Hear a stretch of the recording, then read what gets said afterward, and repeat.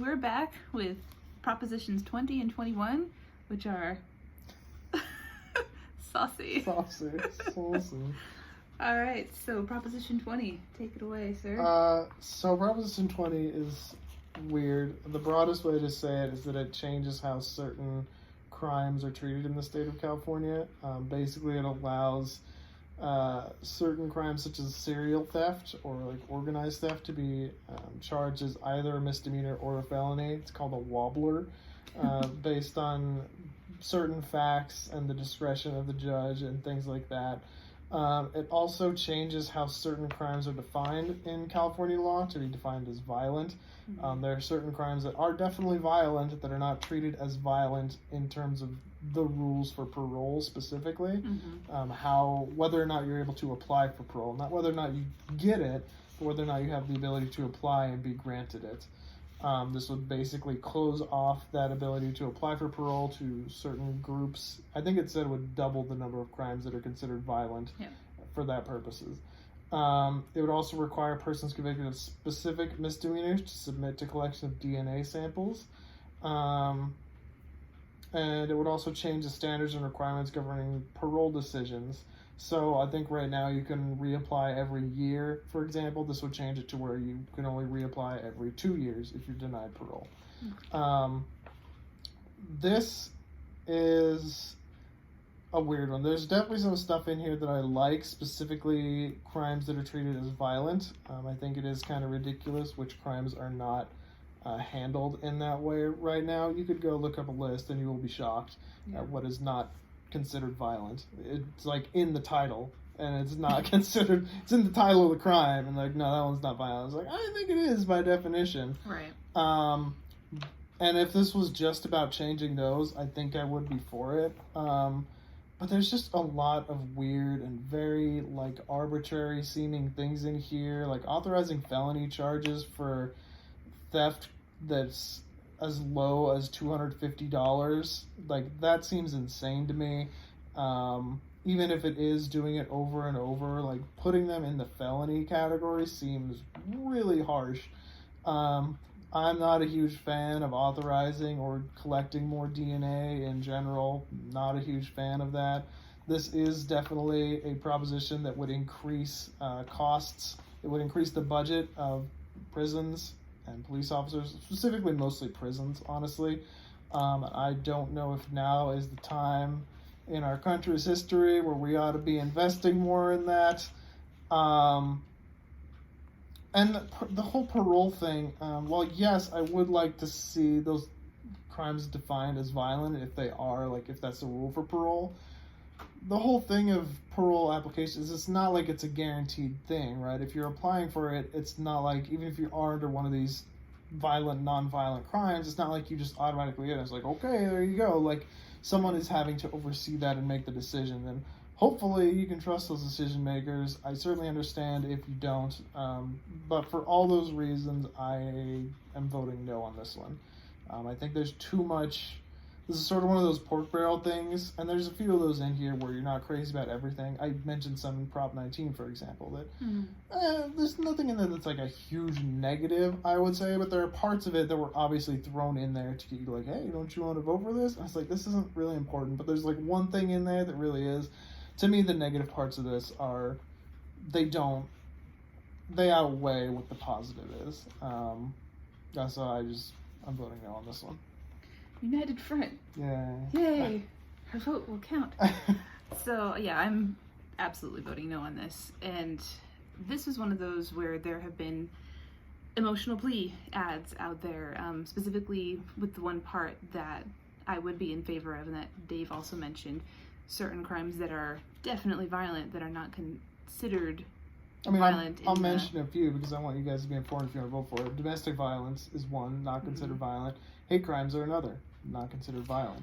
Right. So they're not treated as violent in the charges and convictions. Yeah, but I think it's important to note that all this is really changing. It's not changing their sentencing. It's changing their access to parole. So their time in prison is basically, well, parole would let you out a bit earlier. Basically, they have the ability to apply for it earlier, but the initial sentencing does not change. It's the maximum you can get sentenced to for domestic violence or hate crimes doesn't change. It's just whether or not you have the ability to apply for parole to get on parole early instead of being in prison for that time. So I think that's an important distinction to make. It is. That was very helpful for me right now too. But yeah, so that's what a lot of those who are campaigning for a yes on this, there's going to be a lot of talk about like, well, don't you think that this should be a violent crime? Don't you believe that hate crimes are bad? And yes, I do. This is not the law to make a difference with that. I don't like this one. It's a very strong no for me. I think now is not the time to be pushing reform, this crackdown on crime. I think we need more reform in the actual justice system itself. So I'd love to see that. Come on, people. Bring on that, proposition. But yeah, this is, apart from the one or two few things where it's like, yeah, that would be good, the rest of it just drowns it out for a very, very solid no. So. Cool. All right, on to Proposition 21, rent control. So my experience and understanding of rent control was really limited to my watching Friends, because they mentioned, one or two times, and I think mostly for the audience's sake, like, how does Monica have this wonderful, beautiful apartment? Well, it was rent controlled. It was inherited from her grandma, and it was rent controlled. So even when she lost her job, and even, with the in and out of roommates in the place, it was rent controlled. And I thought, wow, that's so nice. Having grown up living in apartments and being a renter pretty much my entire life, I always thought that would be amazing. And especially having seen, like, my parents, for example, they live in an apartment and their rent has increased dramatically over the past 5 years. And by the grace of God, they're able to still afford to live there. But yeah, I was gonna say they also switch apartments a lot, which one of the things that is not, there is a level of rent control in the state of California. One of the things that is not controlled is new tenants. So if you are moving around a lot, you are opening yourself up to that. And that's a good point, because, and that sort of works in the renter's favor, or not the renter's favor, the owner's favor as well, because if they ever want to encourage you to leave, they're sort of encouraged to encourage you to leave so they can raise the new renter rates instead of dealing with the rent control that is on them for people who are staying. So it's just a side note on that. So what this does, what does this actually do? So for rental properties that are 15 years or older, they could be rent controlled by the cities. So this gives the city government power to establish rent control. It does not, so it exempts smaller rental properties, so what are called like the mom and pop sort of rental properties, those would be exempt, and there's probably a specific number on, what that property amount would be. So a yes vote on this would be to allow cities in California power to establish rent control over certain properties, specifically ones that are 15 years or older, and a no vote would be just have things stay the same as they are. I'm leaning toward yes on this, and that is a lot from, like I just kind of talked about, my personal experience and just seeing, I'm thinking about like really big cities too, I think. There are some arguments against this that say it would potentially increase homelessness. It could increase basically would decrease the amount of rental housing available, because with these stricter laws in place, it's sort of the same idea as what I brought up before with businesses just sort of leaving as taxes get high in the state. People whose business is building rental properties are not going to bother building in California because they realize that there are so many limitations on how they can make money that they're like, I'll just go build in Texas. I'm just going to keep using Texas, because that's the stereotypical one. That is where people literally want to go. Or Arizona. That's another one too. That's or even if you want to go up north to Oregon, Washington, there are other options. So why would they invest in building, which we need? There's a housing shortage. It's not just that it's too expensive. It's partially too expensive because there's not enough of it. So, yeah. So yeah, so there's the argument that it would potentially increase homelessness in that sense because we already have a housing shortage, and now we're going to potentially put a stopper on more buildings being built for people to rent. But then on the other side of that, rent continues to go up and people are not able to afford it. And this is an interesting one to come through at this time, in the middle of a pandemic where a lot of places are kind of being rent controlled in a sort of weird way because people are not able to be evicted. Some places have just stopped charging rent for certain people, but that's a very extenuating circumstance. So this, I'm assuming this was pushed through before we even knew what was going to go down with the pandemic, of course, but it's just an interesting time, and I wonder how that's going to influence people's decision as well. But again, on the flip side of the original argument, which was it would increase homelessness because of the housing shortage, there's also an argument that homelessness will just continue to rise because people can't afford to live anywhere. And people usually, they're not able to just buy a home, they start with renting, particularly if they don't make a lot of income. Rental is the way to go for a lot of people. It's difficult, very difficult to purchase a home in California. So I'm leaning toward yes. Yeah, this one's really hard. Upon initial read, I was leaning yes as well. I think there's a lot of specific things that... I think the fact that initial rent isn't controlled is a big problem because it does allow for potentially really shady stuff, like I said, where if they, want... They're not incentivized to try to get you to stay. They're incentivized to try to get you to leave. Mm-hmm. And getting you to leave means you will have to pay more because your initial rent of the next place isn't controlled. And it'll make whoever's moving in have to pay more, which is exactly what they want. I think that's a big deal. Mm-hmm. On the other hand, I think there's a lot of really Byzantine weird stuff in here that is just if you, just the way it controls rent or says how rent has to be controlled for homeowners and how small they have to be and how many you can own and can't own. And it leaves it in the local politicians' hands, which I like. I tend to like more local government, but that's also going to increase government costs because they're going to have to create new, task forces for this. CDU's favorite thing. It's some task forces on this, and it's just going to be really weird. Yeah, I mean...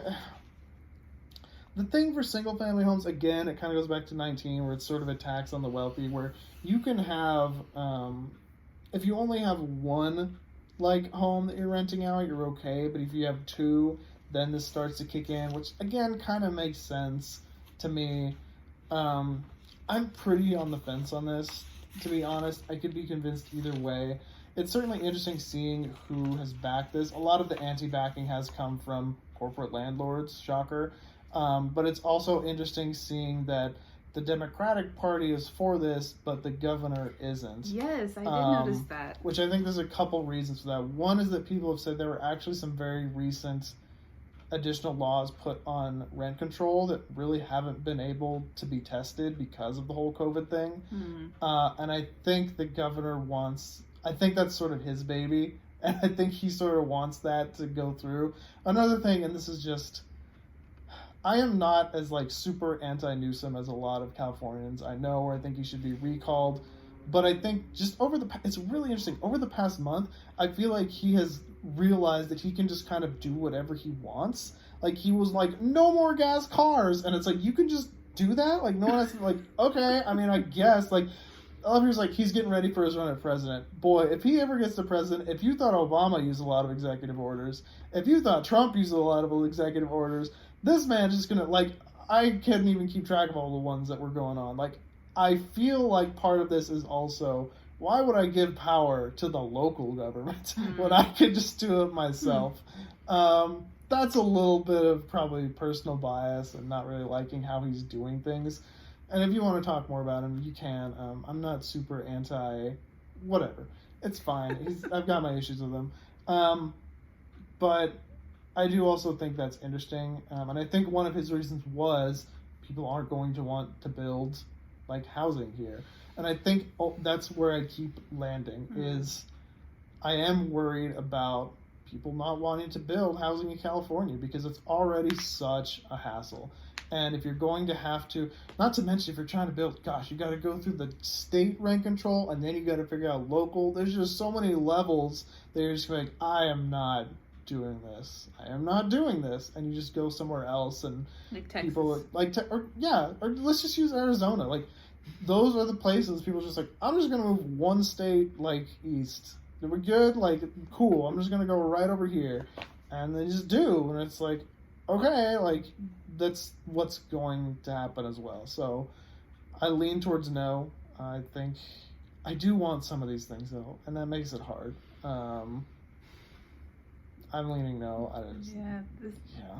This is probably one of the most challenging things about reading through, new bills and amendments and all this, is that there's usually at least one thing in there where you're like, oh, that's so good. Mm-hmm. But then there's this other thing you're like, well, that screws over so many people. Yeah. And then there's this other thing where you're like, but why would the governor say that? So there's it's very frustrating. He's breaking with the party, which is not something you see very often. Mm-hmm. Right Yeah. now. It's like opening a box of those Harry Potter jelly beans, the Birdie Bots, and you're kind of like, there's some good stuff in here, but then you take a bite and you're like, wow, that was an ashtray. So there's some ashtray stuff in this. So I am leaning toward yes, but I definitely have my reservations. I think the only proposition that I've been absolutely super set on my decision was the last one we just talked about. This one is full of interesting twists and turns. You've used the word Byzantine a few times tonight. That's true. Too. I appreciate that. It's very appropriate. I mean, it's one of my favorite historical empires, but it's also, this is literally the kind of thing it was made for, where laws just get too complicated. Mm-hmm. That's what happened in the Byzantine Empire, and that's what happens. It just gets so twisted and convoluted. You're like, okay, it's like a maze, basically. Yeah, it's just like a nightmare to try to navigate it and implement, and the government isn't good at implementing things effectively. So that's always something to keep in mind. Something too, that Dave has been holding this book. He's so good. You're such a good informed citizen. He actually reads through this and analyzes it and turns it out in that awesome brain of his. Do more than this, though, because there was definitely some stuff. We've been looking at other stuff too. We found some websites that include some. For example, the violent crime thing. When you read the description in here, it doesn't mention at all the fact that certain crimes are now being treated as violent, or give that list at all. It just focuses on the how the petty theft, if it's repeated, basically can be treated as a felony. And I thought that was really weird that it just sort of omitted that.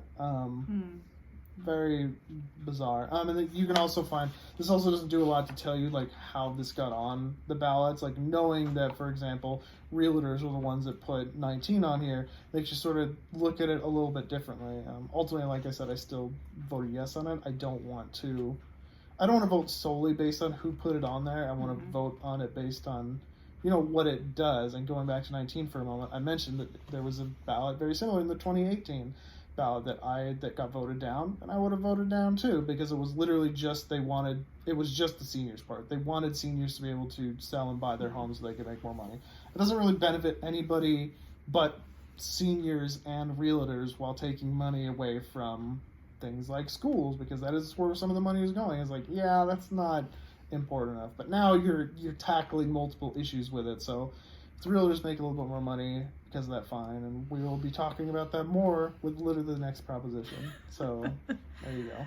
Isn't it fun when some of them have that sort of a lot of these, reaction? I've said that so many times. It's we're going to talk about that again. This is an issue that's going to come up. Stay tuned. Yeah. I remember one year there was there were a bunch of propositions that canceled each other out. If you voted yes on this, then it would be a no on this. But then if you voted, and how they were going to calculate it was really weird. Yeah, it was just this ballot does not seem to have that, which is a nice break. So, all right, thanks again for watching. Again, if you have comments, if you want to contribute your own commentary, your own opinions, we'd love to hear them. If you don't want to put yourself on blast on a YouTube comment, that's fine too. You can give us a call or text us, and we'd love to talk to you guys. Yeah. Thank you. Bye. Bye-bye.